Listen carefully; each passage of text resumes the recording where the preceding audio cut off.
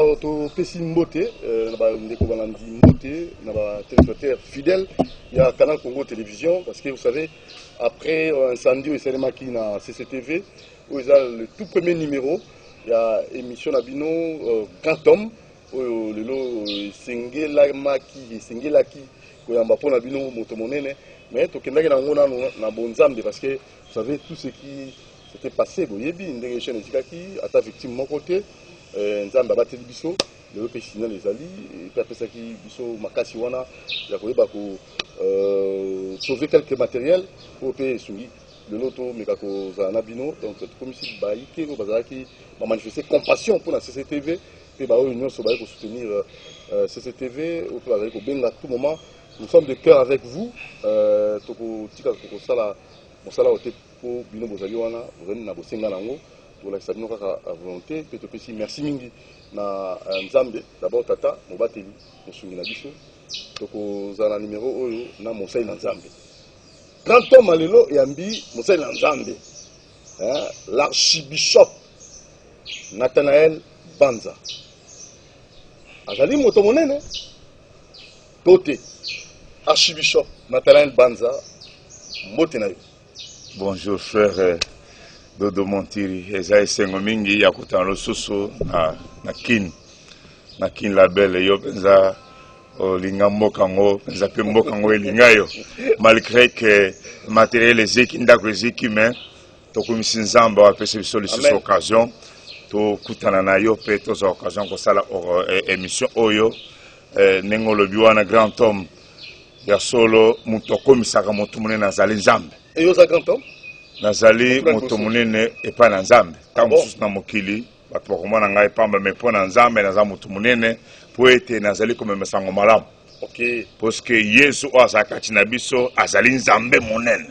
C'est un grand Dieu que nous portons munene na nzambe eleki bambongo ya mokili monene oyo nzamba azali kopesa eleki biloko na mokili monene oyo nzamba salaka mutu eleki ba diplôme na mokili monene oyo nzamba salaka eleki makoki oyo mokili kopesa biso donc nakoloba grand homme na nzela na loba na nzambe po ete nazali kotambola nzango malamu oyo ezali liloba ya bomoi liloba ya monene koleka oyo nyonso mokili kopesa biso ki monene nango yango wana ezali te po na vimba ou bien po naza na libumu ou bien po nazana mopete, nazana patas, nazana makoki, mais monene ezali pote, nazali na monene notre Dieu, le Dieu grand, dit des grand homme nanga yangwan. Voilà, grand homme lelo to bisa bino to bani na Monsei na Nzambe pour na ko pesa Nzambe. Merci na Manso Asali, merci na ndenga bateli biso, mais grand homme Nzambe la komisaka moto monene, mais to bayo quand même. Nathanael Banza, archibishop, obotama wapi, otangi wapi. Et tu es baboti na yo, bandeko na yo, et bana na yo, maman na bana, pour na bateau, basengi ko yeba yo à fond d'abord. Ça c'est la toute première rubrique, tu biographie, il y a invité na biso. Ngai na botami na Congo, na botami à l'intérieur du pays, na Mbujimai. Mais Zamba permettre après kosili soba humanitaire na ngana e awa na Kisasa pour continuer ba étude na ISTA.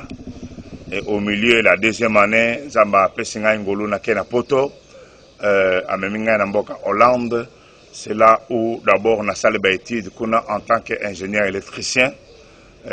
Na tango ici na kotanga ingénieur électricien, Zamba Sungingai, Lisusu na Kende, moi Bambula na Institut biblique na Oyo Babengi Evangelist Theologis Old School, école supérieure, il y a évangélique, mais entre-temps, il y a Moutuya, il y a commission Moutumune, na kolo bandengwana sans marcher le mot, et zali lo banzambe, nzambe on a zali ko salela, donc na yeba ki Yesu Kristo na kati na mboka oyo na 1984 na zaki étudiant na ISTA, nzamba sungi na tiki Yesu na kana njili te, batu mususu mingi batika Yesu na ndili, kolungwana tango tika na vyombo ye pepele.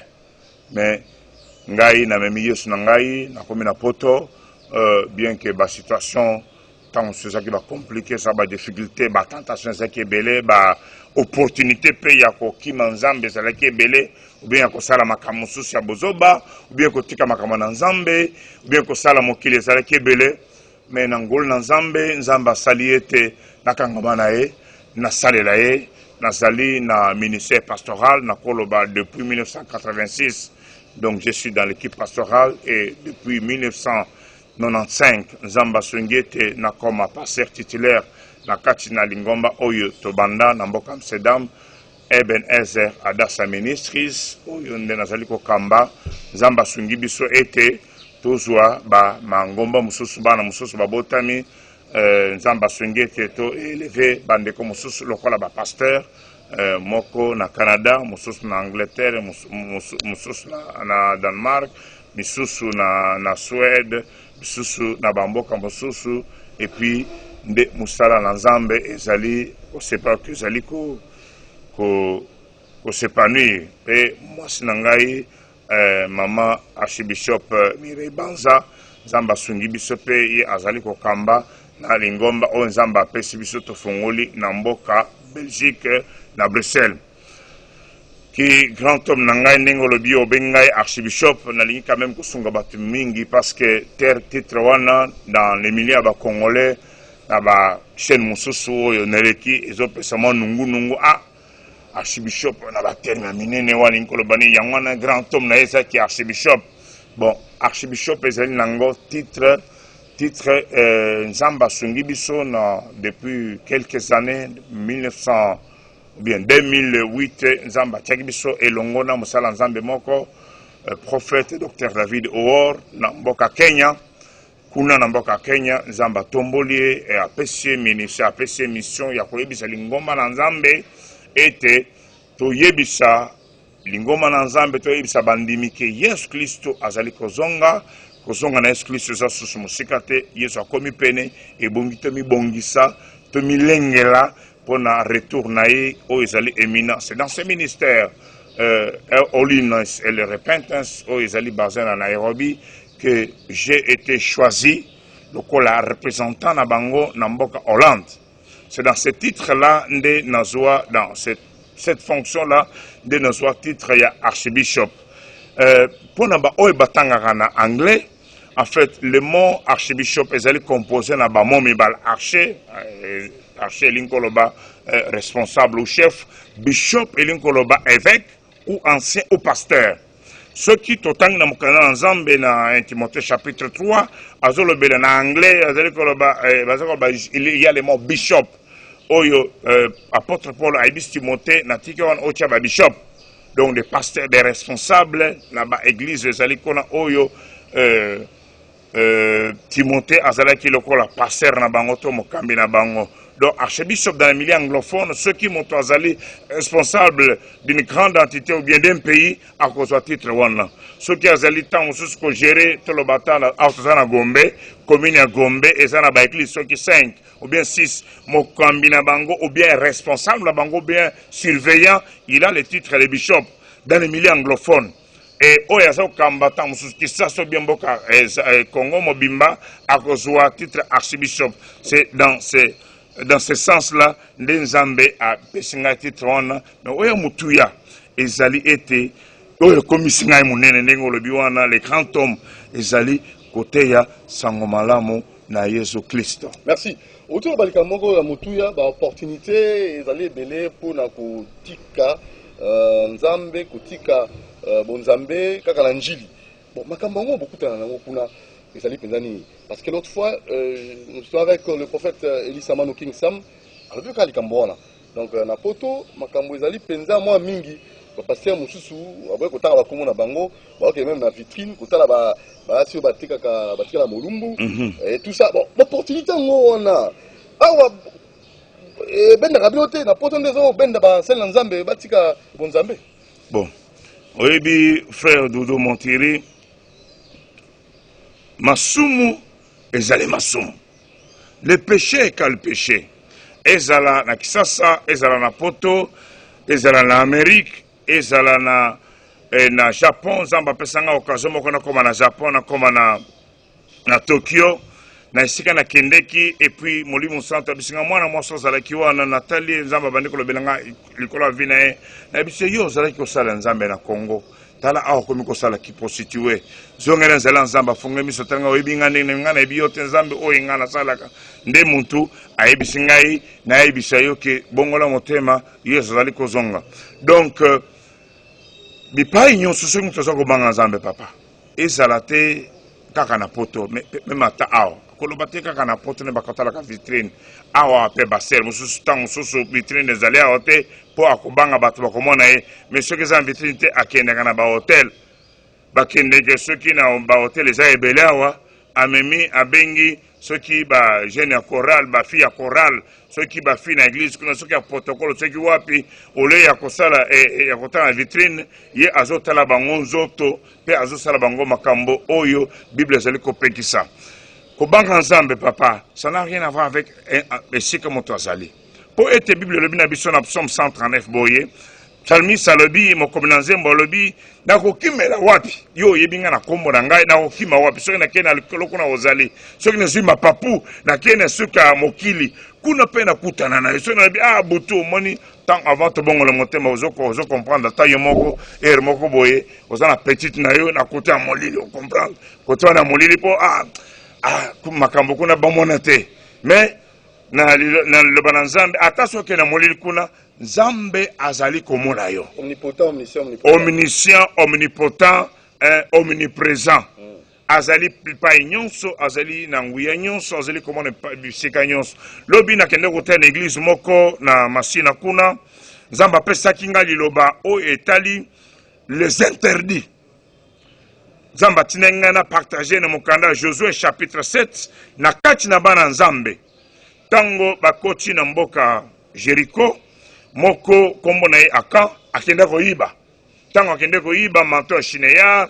na argent lingot d'or na 200 cycles d'argent mutu moko tamonaki mwasi na ye te bana na ye te bandeko mosusu te me nzambe amonaki ye me lokola ayibaki ayimamaki interdit na kati na mboka ya na kati na bana Israël esali ete Israël bantu 36 bakufaki Israël a subi de fête ya monene Israël a commis humilié donc ndenge moko na kutu papa moko wana biya solo mboko oyo tozana bato mususu basaka na mboko oyo na kutanga bakombo na bango te ngai nazokomisa nzambe bazaka lokola ba interdit na présence na bango ezala kibokonzi ezala makambo awa mboka ezaki lisusu fréquentable te mboka makambo ebeba mboka ezo avancé lisusu te mboka epambwami esali c'est un pays de grands hommes mboko tozana ngo RD Congo mais à cause ya bizaleli ya mabe bato mususu ata wakena poto wana nde ezali ete ezangisi ete bato mususu nde kuna kosala parce que akanisi bato nzamba azomona ete mais nzamba azomona mais opportunité ok mais ngana makambo basi il y a pas d'autres opportunités aussi opportunité za ki ebele papa ba pasteur bazali ko koma kuna ba comme ba pasteur ya nzoto ya cher baza ebele papa na kotanga komona bango te koyeka bato mususu bana mususu baye ko témoigner par na biso ezala bakomi kuna babimaka na bana babimaka na basi ya bato bamosusu bakosokola bato boye kosokola kende kobatize na salle de bain na motakala mpona kolongola milimu mabe ya bambongo mpe bazali na moyoka moko bo na Allemagne ye bakope na ye otiaka boye tokosala bakope ekobima bien bazali mpe na kotanga bakombo na bango te eza responsabilité na bango bamosusu soki bakope te baza na makambo ya bamagwi ya bamikanda voilà ye passer moto asalaka bamikanda bamakambo ya mikanda ye passer asalaka bamafia ya koteka babiloko ye passer asalaka bamakambo mosusu wana baopportunité nyonso wana ezali ntango biso tokomaka na poto dans les années 80 badétecteur ya miyibi ezalaki te ezalaki magasin ezalaki nango ouvert basupermarché ezalaki nango ouvert okomana bapaster bazokota na kati na bamagasin baza koyiba biloko baza kotia na kati ya babilamba na kati ya bamanteau bamosusu bazoloba ko ezali dette coloniale frère dette coloniale ya nini donc mais baoccasion nyonso wana epesalamaki mais nakotaki na kati kuna te mpo nayebi te nzambe oyo naza kobanga ata so bato bamoni ngai te ye azali komona ngai archibishop Nathanael Banza boyeyi bwa Yesu Kristu yango ni message ozali kotambola nango partout moko nabandelaka likambo wana moto aleka na TV na maboko boye na bapota makile ezotanga lobi Yesu azoya fin du monde fallait ça en 2000 combien il a 2000 hein 2000 en les quitte comme il a 2000 est-ce qu'il combien ou 2019 il a 2000 hein il ça ko roya mo kile kufa quand évangile wala yo so meli biso yango Nathanaël Banza Archbishop yo siko oza na précision ya bozongi ya Yesu to ozalika côté ya ndenge biso to yebi que fin du monde kozalaka un jour. Merci mingi. Enlèvement kozalaka un jour. Amen. Amen. Bon. Merci mingi frère Dodo Montiri. Na s'appelle no mingi po otuna ba question moko ya bien. Yo beza oyebi makambo kin. Yo soko zolo ba ezala na côté ya batu ya ngitolo baka bato mokili. Oyebi biloko ngo so makambo nzambe pe oyebi maile. Pasteur lobelanga na boyeneme. Ndenge na biso wana papa bato nyonso babima ezala wana bima na 2000 ezala ba muso babima lokola le fondateur de témoins de Jéhovah ezala ba oye babima liboso kala ba pesa ba date moko boy ezala ba prophète mususu babima pasana ba église na bango eza minene ba pesa ke Yesu akozonga na 1970 na 2000 na 80 na 2005 tant mususu akobima to ebite na maka ezobima na makile ezobima na maboko ka kozonga soki tant mususu 2020 le 20 de 2020 le 20 février 2020 donc 20 de 2020 donc tant mususu akobima ndengwana mais Bible lobi na biso boye amen na Matthieu 24 Yesu alobi boye alobi mutu mokote ayebi mokolo petango ezala ye Yesu Kristo mwana ezala ba ange na Nzambe mutu mokote ayebi mokolo to temps personne ne connaît ni les jours ni l'heure sauf Dieu le Père lui-même mais alobi boye na Matthieu 24 wana azali koloba mais soki bomoni bilembo oyo ba guerre ba famine ba bitumba mutema mabe para bato et pasi kati na mokili non simplement cela likambo moko oyo na tango naza ko méditer ngo lebi ete tango bokomwana mabe evwangi na kati na ndako na Nzambe donc mabe ezwi kiti evandi na chair na kiti ya Nzambe boyeba ete tango wana mwana na mokonzi aza pene que Yesu Kristo retourne et à peine pour enlèvement et à l'église. Et ce sont événements wana. Nde ezali kosale matango oyo et le plus important verset moko le moko yezalobi quand cet évangile sera prêché dans le monde entier. Boye baete dans tous natango nazali pembeni. Leloyo ezala nzala ba téléphone à biso nazo ke nekote na biso mala ba ça na Bible te. Yo se ba na téléphone.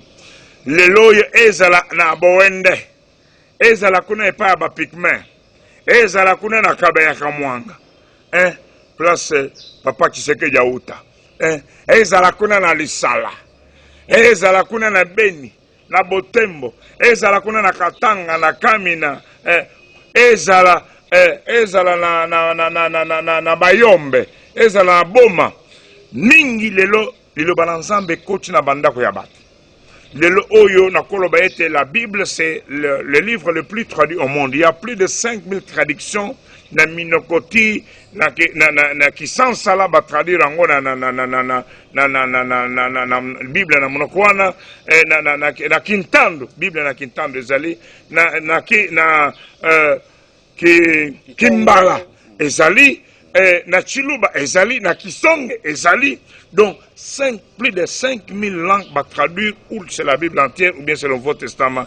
Ce sont des signes où ezali kolakisa ete mwana na Nzambe akomi pembeni ebongi na biso to mibongisa mokutu moko te ayebi tango mutu moko te ayebi ngonga oyo amunene akoyebisa bato ete lokola tozali bondenge message na nga naza nango na kisasa eza message ya sika te ezali message akoyebisa bato hey botelema Yesu aza koya akomi na porte yo olingi okoma mutu munene banga Nzambe na kotambola na sanctification olingi mokili eyeba ye lokola nga na kombo nga na yebaki teke na kozwa occasion oyo oleka na grand homme naleka na grand homme oyo ekomisika na grand homme lelo ezali bobangi ya Nzambe mpe eloba na Nzambe et bobangi ya Nzambe papa ça n'a rien à voir avec nombre ya bato zana bango na kati mais est-ce possible okoma grand homme na kofanda na kati ya bonzambe pour baïki bazami komi lobela ndenge biso bato ko sambela toza komi pesa mais toujours mon kaka makambo kenda malé OK ba susu ba okende na vitesse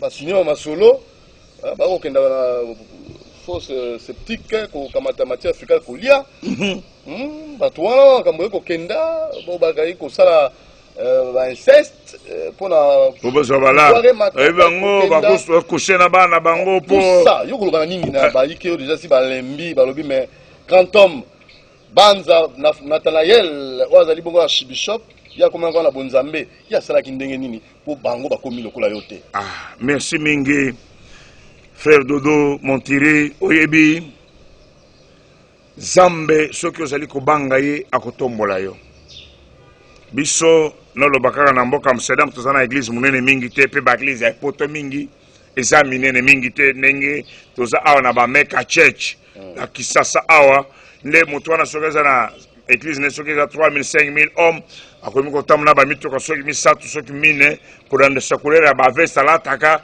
wana siko nde bokoyamba ye oyo nde grand homme mais ce n'est pas ça ce qui fait l'homme. Ce qui fait l'homme ezali bobanga nzambe kobanga nzambe bobangi ya nzambe nde lelo oyo nakomi na grand homme bobangi na nzambe kati na bomoi na ngai nde esalanga na yaka na mboka oyo na 2015 na prophète de Dieu Dr David Or na mboka awuti na mboka Kenya ye aza kote ya sanctification na repentance Matteo toza kote lelo pona kobongisa bato bayamba Yesu na nzela na ye nde ngai nakomi na mboka bayaminga comme grand homme na mbeba menga na gouverneur wa tango wana na mituka na ye balalisanga na ba place ya bien na nzela na kobanga nzambe lelo tango mususu muto aza komona passe lelo ozali kobunda na Malaki chapitre 4 le biboye que bayike bazali kobanga nzambe se disaient les uns les autres ko bango moko balobi ah c'est en vain que nous craignons l'Éternel, c'est en vain que nous marchons avec tristesse. Qu'est-ce va nous gagner à marcher avec tristesse, hein? Par la crainte de l'Éternel, nous allons gagner. Tu gagnes nini, tu tamboli na mawa, tu boy kosala masum, tu zomona le méchant prospère et il tente Dieu et s'en échappe. Bazali ko vimba, bazali ma bien, et puis bazo mekanzame na makis na bango na babiloko na bango, na babor na bango, bazali ko kufate. Mais biso to zali ko tambola na mawa. Makambozo bongate Zamba lobi boye tikanga quand même natanga même bible soko zo permettre hein excusez ngai bakoloba oh qui pona le bikaka aza atangi biblia te aza sataniste mondenge kutu ataki moi ekuluzu ah nazo ya wana bwana eza penza bato ba mystique ba utkana ba mystique na bango il paraît que tipango kanda Israël kuna bakesa ba kabal na etango ebelawa bolanda ete pas monaki bâton ya Moïse bakende kuzwa bakabal kuna tout ça mais eza ndengwana te papa tala ndenge oyo bible lobi nazotanga na mukanda ya chapitre 3 Malachi vous me excuserez na verset à partir de verset 13 ti na kende ti na verset 18 le biboye Zamba le biboye vos paroles sont rudes contre moi dit l'Éternel et vous dites qu'avons-nous dit contre toi? Vous avez dit, c'est en vain que les sordiers, qu'avons-nous gagné à observer ces préceptes et à marcher avec tristesse à cause de l'Éternel des armées. Maintenant, nous estimons heureux le hôtel, le fond, oui, le méchant prospère. Oui, il tente Dieu, ils échappent. Alors, ceux qui craignaient l'Éternel se parlèrent l'un à l'autre. Et l'Éternel fit attentif à et il écouta. Un livre de souvenirs fut écrit devant lui pour ceux qui craignent l'Éternel et ceux qui honorent son nom. Ils seront à moi, dit l'Éternel des armées. Ils m'appartiendront au jour que je prépare. J'aurai compassion d'eux comme un homme a compassion de son fils qui le sert. Et vous verrez de nouveau la différence entre le juste et le méchant, entre celui qui sert Dieu et celui qui ne le sert pas. Papa, naebi oyoki liloba oyo. Alobi Zamba yoki ayoki maloba ya bato. Alobi biso tokemba na ba prière na ba jeûne na ba nini me makambo zo bongaka te me tala bato bakendeke na masina kuna koluka biloko. Oyo bakendeke na plateau de Bateke. Oyo bakendeke na ba Congo. Hein? Il prospère le méchant. Et tout le monde, ils sont heureux, les hôtels, le fundu, le verdience, c'est bon, vrai, vrai, verdience, c'est où tu as été, mais vrai, où ils ont consulté, mais vrai, et où tu as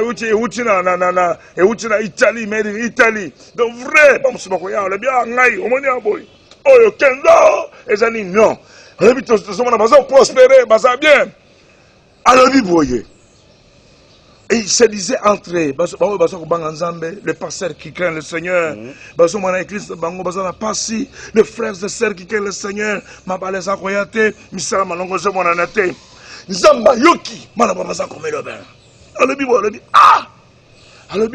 elle ouvre des souvenirs. Frère, mon tirou, il y a un livre de souvenirs. Il y a un livre où Nzamba azali ko koloba, azali ko koma, naba oyo bazali ko banga alobi. Qui craint l'Éternel et qui honore son nom.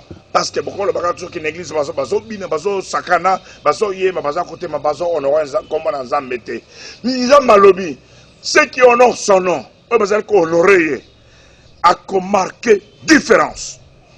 Vous verrez de nouveau la différence entre les justes et les méchants, entre celui qui sert Dieu et celui qui ne le sert pas. Mon collègue papa. Nous avons marqué la différence. Nous avons témoin. Oyo, nous avons marqué la différence. On peut s'y prendre Kisango, Lubango, Bayoka. Nous avons témoin. Frères, sœurs, serviteurs de Dieu, servantes du Seigneur.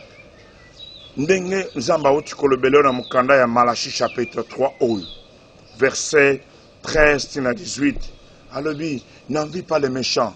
Il y a un jour, nous avons Komona, nous avons la takalinete, moi, c'est dans le bakandengwana, nous avons la takalinete, a marqué différence entre Baza Kobangaye et Baza Kobangaye.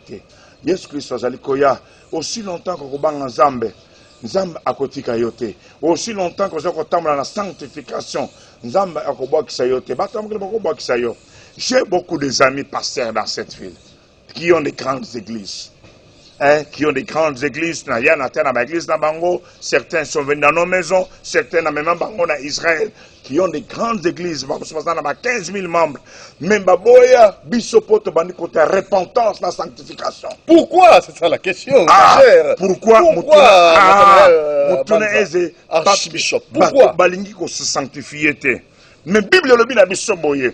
Jésus a le bas qui dans Matthieu chapitre 7, verset 21 verset 23.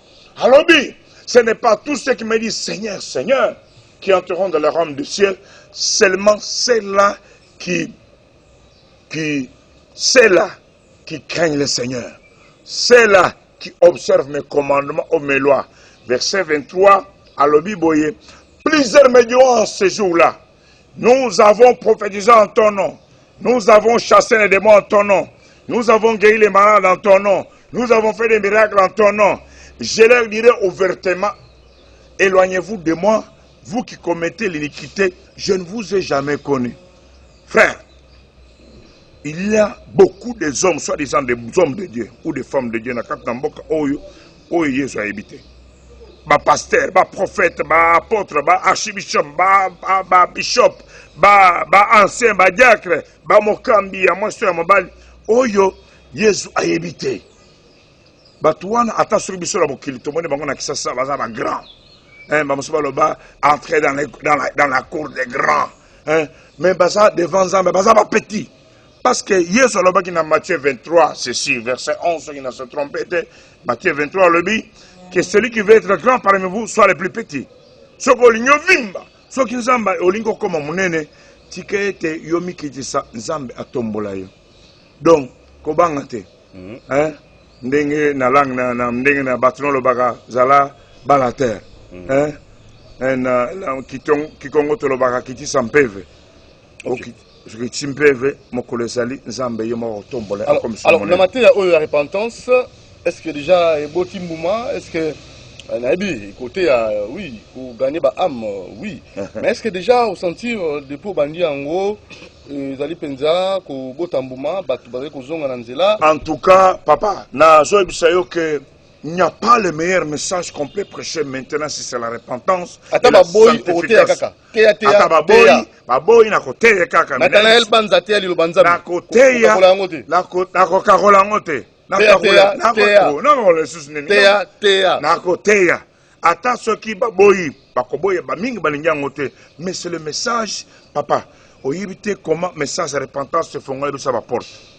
Mais ça, moi, je suis à Salazar côté na KLM depuis l'année passée à disons à Résignan ou bien à démission là kuna. Mais ça va pas mouler biso koleka. En fait, nous avons passé biso ma coquille. Nous pouvons continuer à faire ce que nous faisons auparavant sans pourtant et qui a continué qu'on s'en a na KLM. Un cas pratique. Montou à Mosala, bah c'est signé. Ok. Bic rouge signé aux Mosala Makamo. Ok. La Bic rouge. Oui. Makamo va ça signé Makamo va bien été. Nous tous rapidement. Asani, très rapidement. Chômage, 80% chômage dans la RD Congo. Oza kobanga nzambe ozali ko sanctifier ba yebiso sina biko rouge le bité. Na kena ko bonda loke ko senga nzambe na le bibotika na badoso na bino. Nzambe akopé sol souci ya bien koleka. Na musala ngana na musala mwasi na ngana ibisayo. Mwasi na ngai kuna balobi yo oza pasteur. Na makamno église awa tokoya na ngote il faut olanda biso aba homosexuel bazali makatenso bazali makamno ya église ezalité oya bokolo bile kola trabiso bilamba zipanzoto parce que ma femme se couvre de la tête aux pieds azo couvrir les autres ne presque les autres ezali te problème musa ya moli musa papa muto wana mokonzi wana ba homosexuel ba taba mystique na musala na ye aye ko ibisanga to lebi bon to bonde la nzamba ko s'occuper na e ben nzamba s'occuper na ye ba bengana na musala mususu nzamba acha ko panzi likolo nzamba s'occuper na ye akufa na mbete donc Dieu frappe babi wana frapper na tanga kala akufa aso frapper besiko mais malembe to ndini de oyi makamana nzambe to biso to ko zwa makanisa moto za nzambe te makanisa moto za nzambe te mais o eza moto ezali te soki oza na nzambe nzambe akobundela yo na ntango na ye mpe akosala ngo akosala batravago akosala ngo na baswe nyonso Dieu sabao te akosala ngo na baswe nyonso moto mosusu na yeki nazaki na pasele moko na Hollande ti mpo nasala biso mabe mingi abuka eglise na biso totikala na mai na miso nzambe ayebisinga koloba te nga azosoki mpe na ye toza na biso kimia toza na biso calme ndenge na tozwi calme togarde silence ti mpo wana bakanga ye boye bakama mikanda bakeki na prison babandi kobenda mpo tovetaka bato na prison te baboni ko beta tous les jours bazo beta place que ba trace mon na te on za musamba za boza farceur oza lukuta tipo na kima mboka ya kokima akima kokima donc na yangwana papa yo ndeko sakola na ngai ba ebisio o yaka otala na mai ou bien ozo mwa likio soki na ngoko na osimbia ngo bato bakwa na église soko sali boye leki na ngai ebisinga mutu moko abimaka nga na ebiete comme le soki tala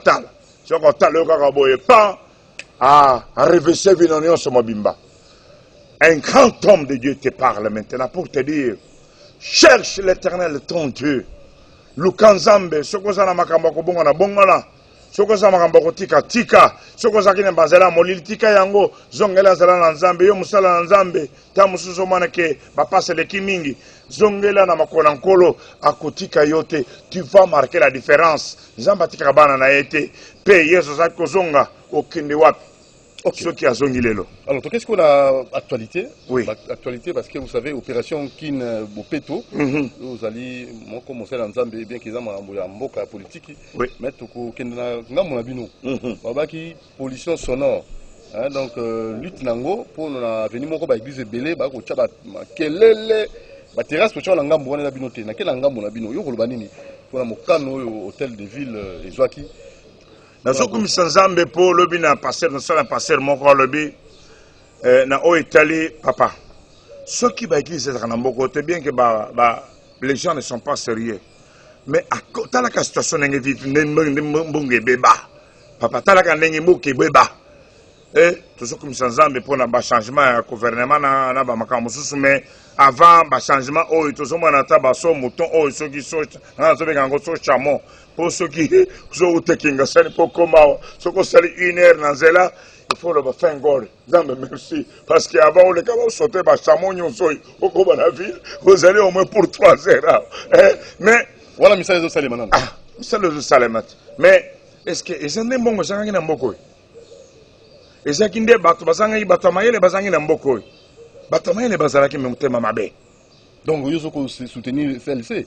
Ndenge lobaki ba kanga bato yo batemela ba juge mabe wana ba kanga bango 15 millions ebungaki il faut vérité yebana nous allons soutenir yango na makambo ya pollution sonore ba kotemela bino ba pasteur tikana biso na landaki intervention moko ya président de la République et j'ai beaucoup aimé, il a des bonnes choses hein.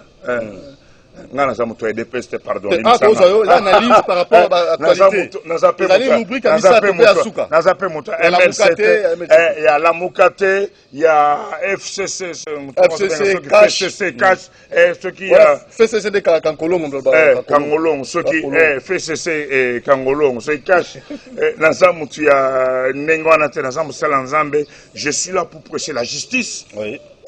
Pour koyebisa bato bongo le mitema bamibongisa bomo na bango kobongisa mais tika na zonga na makambo susu mais ça n'empêche pour la pollution pour la makelele ya l'église après na mambo ya justice pour la makelele ya église na moni awa eza lokola ba concurrence moko ce n'est pas il faut ba bafle penza EPT bazo lancer ceux qui 5000 ou attendez penza bato ko kabe non nguya eza na kati na makelele wana te nguya ezali na liloba oyo bato baza ko pesa modération ezali pe ko senga ezali pe ko sala ete to modérer un peu ce qui l'état le bi que ne faut to ki samamuke to ki tana biso parce que l'état ezali ko corriger makambo nyonso voilà.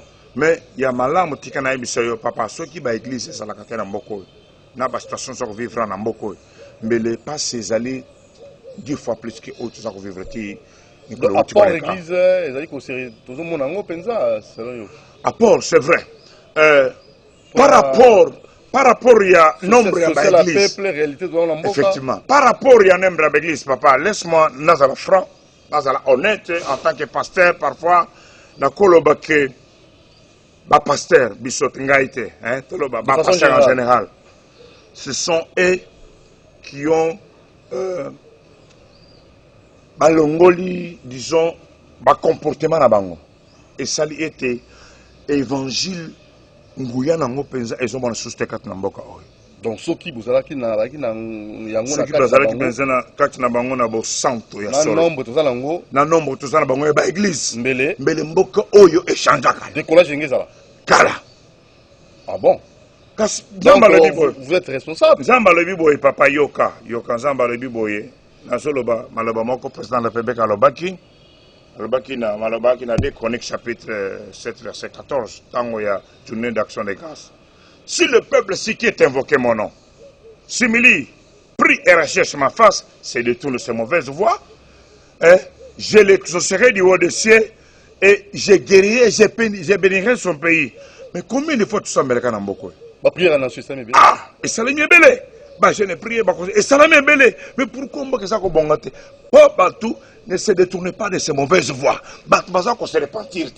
Cette fois-ci, j'espère que Nava Oe, parce que c'est un nouveau vent, que tout le bépaille, l'un des connivences partisanes, tout le bépaille, c'est vent nouveau qui est entré dans ce pays. Et je peux saper ma cambouille bien. Et bon, il a bien sauté contre le Bondela, et bon, il a bien sauté contre le Banzambe, et nous avons vraiment sérieux contre ma cambouille, même dans les milieux où Batouazako Yiba, ce que Yiba est mingite. Quand on dit que Nenges LC, il faut pas bateau, il faut pas passer 15 millions. Nous avons là, dans mon intervention, mon président de la République, si je crois que c'était TV5, ou bien, oui, France 24, mais on est l'affaire de 15 millions. Il a bien répondu, je l'aime bien là, les interventions, et c'est pour ça que Tatawana. Moi, je suis qu'un observateur en tant que pasteur. Il faut notre justice. Alors, écoute, la présence de la République n'est pas la justice. Que Nazanaba, j'ai beaucoup de choses à faire, je ne peux pas aller fouiner. Les gens ont seulement les journalistes, fouiner, il faut fouiner, il faut que fouiner, il faut que fouiner, non, fouiner, il faut que fouiner. Ah mais non, écoute, mais on a seulement retenu le mot fouiner, mais est-ce que bon ami le qui avant, puis après. Justice ça, mon salaire. Voilà. Vous devez comprendre. On ne peut pas être en même temps juge et partisan. Parce que lui, il est le premier juge. Yambokoy. N'est-ce pas ça? Oui. Mais à cause de la paix, juge super accusateur.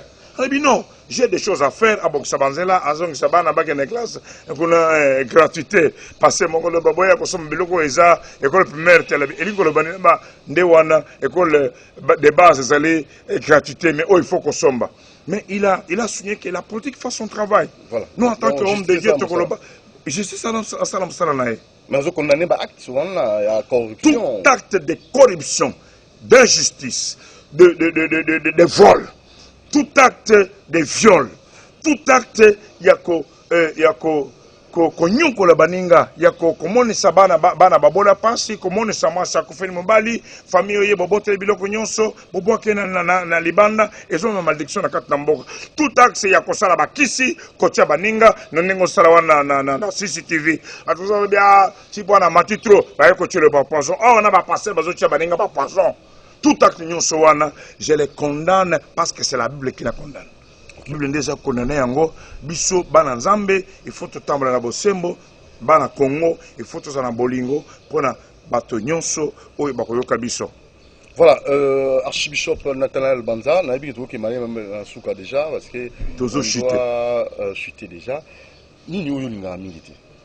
Déjà ni ni oyo separa na ngote la vie na yo. Très bien. Oyo pesa ko penza soki mutasa likambo na yo ko na été. Bon, merci mingi. En tout cas, opposé mutuna ya bien. Na bisa que tous les qui n'ont moko. Il y a peut-être deux choses, peut-être plus, mais deux choses que je déteste. En cas de vie. Un, il y a les bosso et l'injustice. Je déteste l'injustice. Deux, je déteste la malhonnêteté. Parce que na commune ça on commence à malhonnêteté bangi nanda kuna ngai nanda kuna biso pa papa na nga kuna para na ti na hotel place za kolala ba frapper fort ezala e ole kana kosomba carte ya unité boy koloba kudu te ba carte lo na ole bio na vie wana ezali ya batu ya nini kuna oche kuna 60 litre au comme na bo wana ezali pona batu kuna batu ya ba bimi oche akombe ezala ole kana hotel boy oh omoni na ni wana bo bakomaki bientôt faut bakisama mke boy pour le kola bo chambre on les amoni ezala na nzela malhonnêteté et l'équipe je déteste ça. C'est pas bon. Alors événement nous il marque au makasi na finale. Événement oyo il marque nga makasi na kati na bomo na ngai ezali mokolo na yamba Yesu Kristo lokola moko mbikisi na ngai. Très bien. C'est en quelle année? 1984 au mois d'avril. Alors événement ni sala pasi mingi. Événement oyo salanga pasi mingi en tant que pasteur.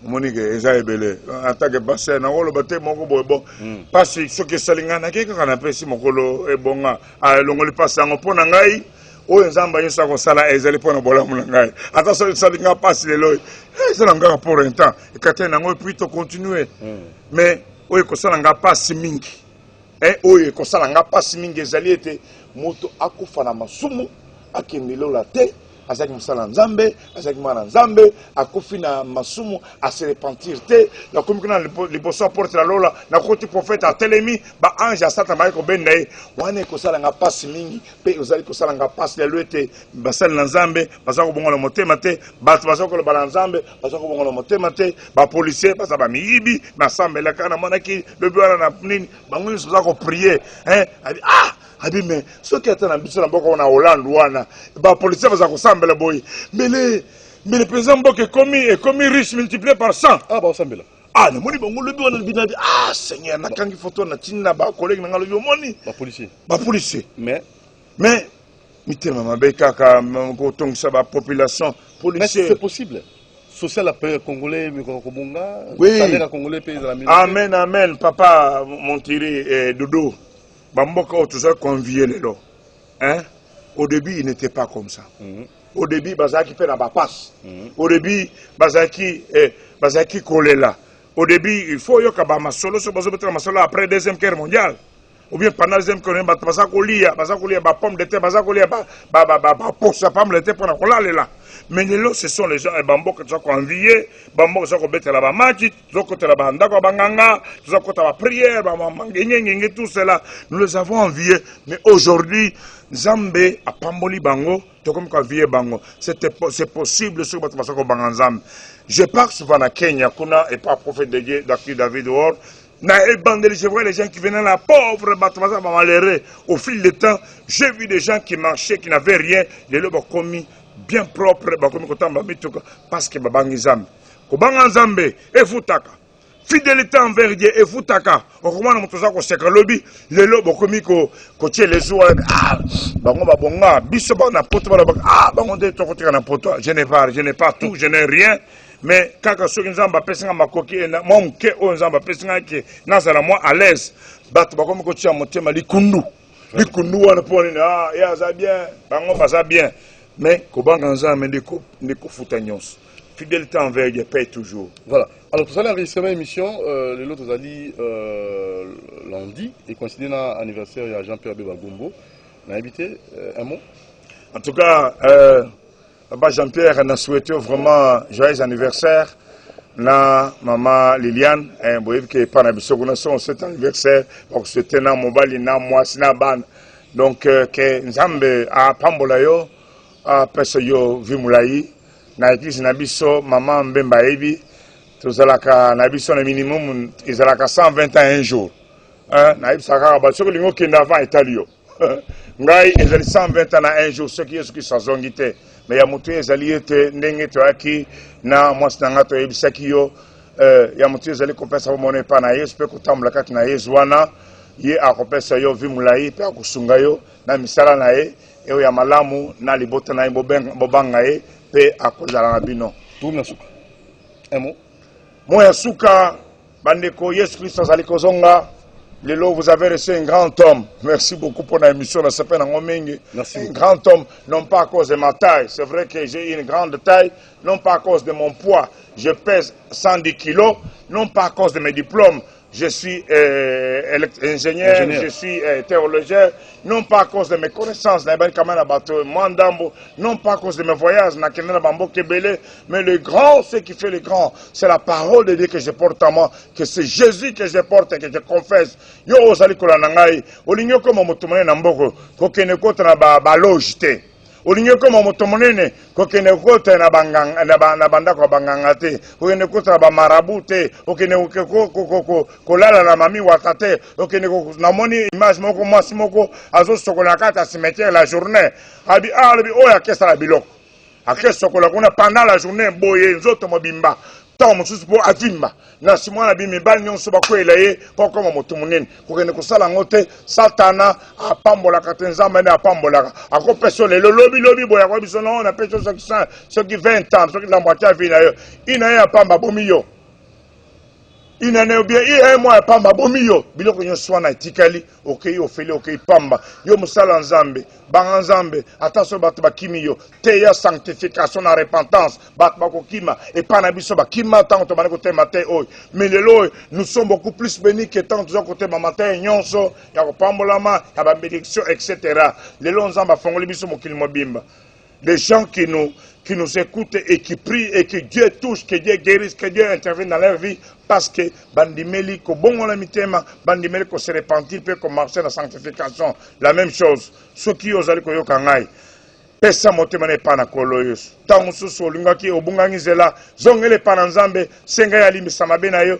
asokolo na makela na yesu adresse église pour yakuna on a kisasa boko benga na 089 bien na Congo 089 220 10 26 Zambe tozo bongama tozo prier soki nzamba pesi biso esika bokoya to bana kutana wana mais en attendant bobenga ngai na ko orienter bino na ba pasteur auto samba kana bango bazali kondima message de repentance et te ba s'occuper na bino zamba pambola bino. Voilà, merci beaucoup Archbishop Nathanaël Banza.